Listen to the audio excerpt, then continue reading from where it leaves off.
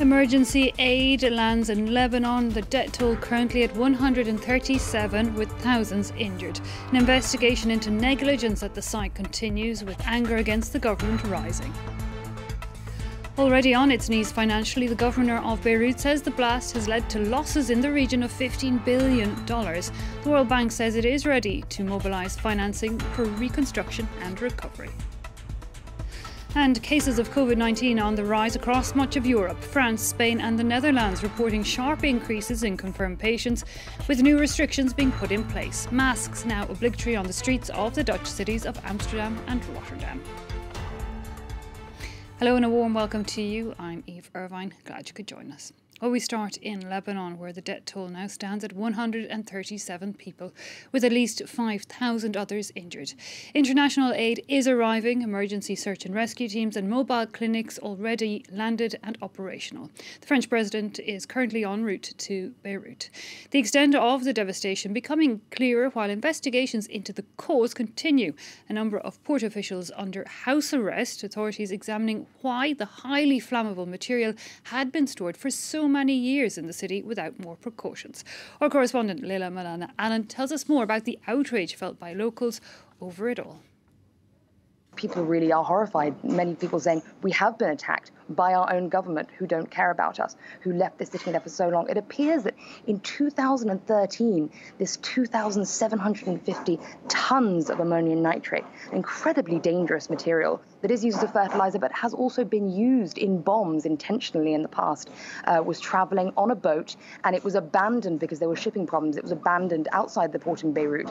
Nobody came to get it, and so port officials with the government decided, because it was so explosive, to move it into the warehouses to try and keep it away from the water area to try and maintain the safety of the port. And then it was then essentially forgotten about, but not completely forgotten about, because both the head of customs and the head of the port have said that at least on 2 occasions over the last few years, letters were sent to the judiciary, to the government, to alert them that something had to be done about this problem. Everyone was aware that it was a highly explosive and dangerous material, and simply nothing was done. So it's essentially been sitting there. It's not unreasonable to describe it as a ticking time bomb. And so when this fire was set in the port, this enormous explosion does seem to have been the result, which has devastated so many lives here, of a simple lack of attention paid by the government in the context of people feeling over the last few months with the protests we've been seeing that their government does not care about them and is not acting for them. Absolute rage here. Rage, Leila. Also, people, I imagine, still trying to work out how they recover from here in a country with so much devastation. Absolutely. So people are, as I say, full of rage, full of fury against the government and against the authorities that allowed this to happen, it appears. But now is not really the time for that yet, because, of course, so many people trying to see how they might rebuild their lives, many still searching for family members, and some people are still being found, of course, with those search and rescue teams and that international help coming in now, hope that more may be found. But of course, as time passes, often a search and rescue effort, unfortunately, starts to become a body search. There have been some amazing discoveries. A man was found in the sea who'd been in the sea since the explosion and was still alive. A young girl found last night under the rubble who'd survived for so many hours. So hope that some people still may be found, but many people searching hospitals for their family members, many people still dealing with serious injuries, and others coming back to their homes that they abandoned in a rush when this attack, what people thought was an attack, happened, because they were concerned that there could be something else. Now coming back, as it seems that there will be time to be able to tidy up and see if they can continue living in their homes. But most of the houses, at least near the port in Beirut, completely destroyed, and people just picking through to see what they can retrieve and trying to figure out where they might stay in the coming weeks while they try to rebuild their lives. Well, the governor of Beirut estimates that the blast led to collective losses as high as $15 billion, including indirect losses related to business. Well, the Lebanese economy had already collapsed before the disaster. The value of its national currency plummeted and poverty rates had spiralled ever higher. Brian Quinn takes a look at the economic side of things. Catastrophic destruction at the worst possible moment. Tuesday's explosion has dealt a devastating blow to Lebanon's economic infrastructure. Before the blast, some 70% of the country's trade passed through the port of Beirut. وهذا حيكلف يعني مليارات الدولارات ليرجع ينعاد. الاقتصاد حيتراجع بعد أكثر وأكثر. لأنه في مصالح كلها تضررت اليوم لترجع تقلع من جديد بدأ استثمارات جديدة. But the money to rebuild is likely not there. Lebanon is currently in the midst of its worst economic crisis in decades.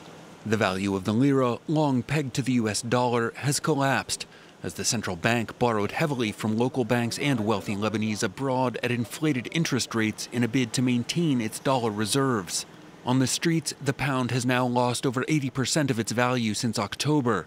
The country's poverty rate is now estimated at 50% of the population, with unemployment at an estimated 35%. Following decades of state corruption and waste, the currency crisis has now paralyzed the Lebanese banking system, leaving citizens unable to withdraw funds and sparking a nationwide protest movement. And the coronavirus has only made matters worse.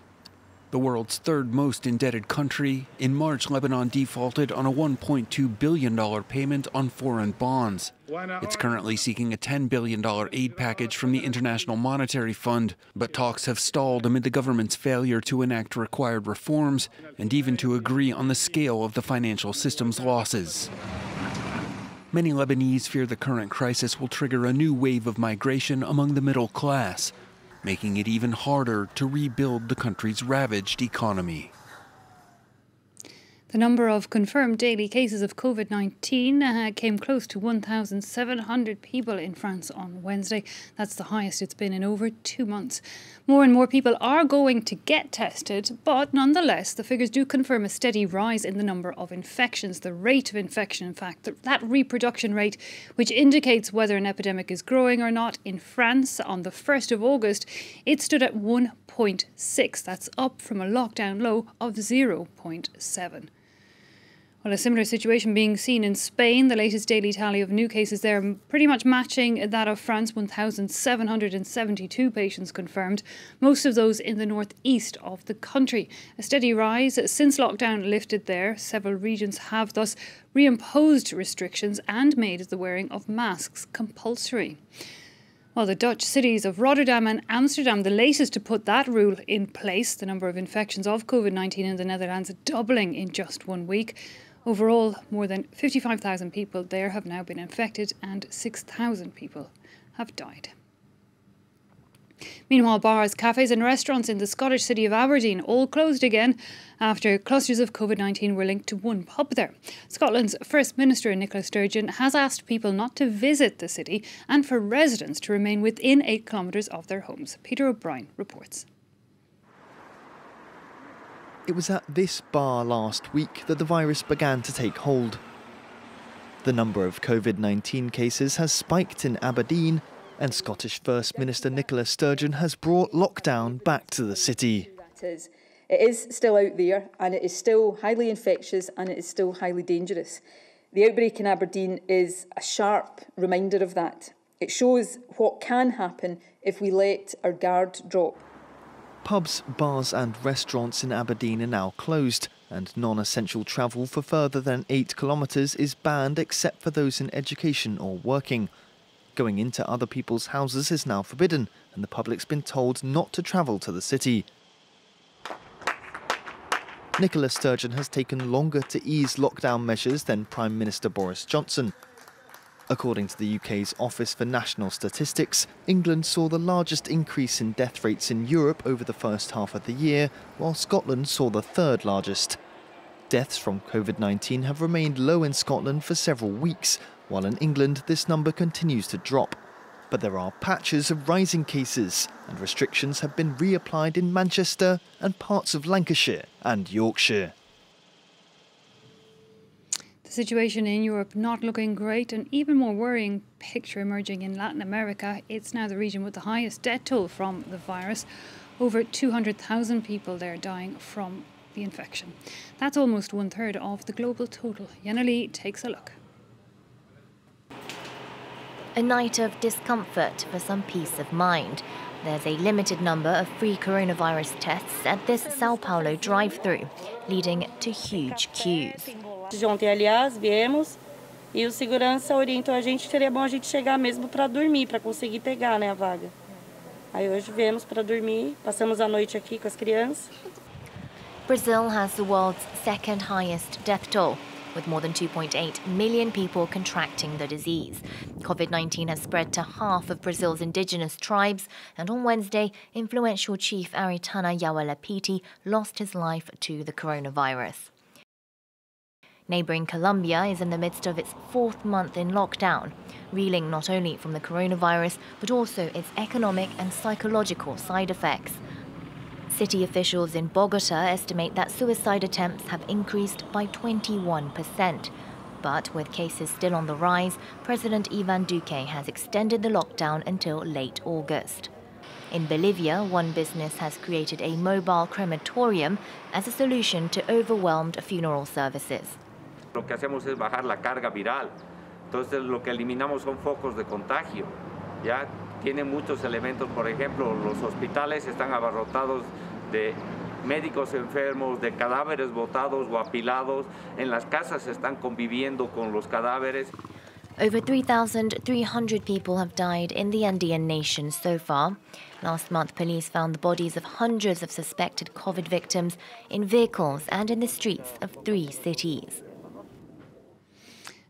@Team Trump is tweeting again after the US president's campaign group was temporarily suspended from the site. Twitter blocking the account after it posted a video of Donald Trump claiming children were all but immune from COVID-19.